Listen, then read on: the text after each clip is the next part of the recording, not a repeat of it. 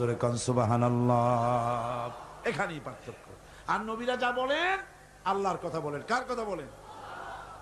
আল্লাহ পাক বলছেন আমার নবী ওয়ামা ইয়ানতিকু আনিল হাওয়া ইন হুয়া ইল্লা ওয়াহিয়ুন ইউহা।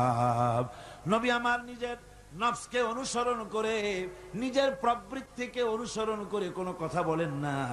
নবী যা বলেন সব আমার কথা বলেন, আমি যা বলতে বলি তাই বলেন।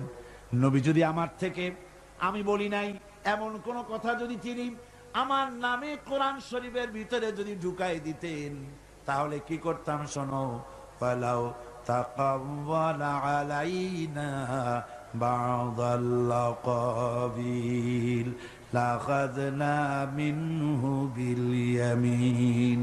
যদি আমার নবী কোন কথা নিজের থেকে বানিয়ে কোরআনে কারীমের ভিতরে যদি ঢুকাই দিতেন, তাহলে আমি আমার নবীর ডান হাতকে চেপে ধরতাম, আর নবীর কণ্ঠ নালীকে আমি আল্লাহ কেটে ফেলে দিতাম।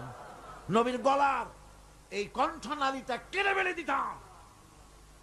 আমার নবী আমি যা বলেছি সেটাই তিনি বলেছেন, নিজের থেকে কোনো কথা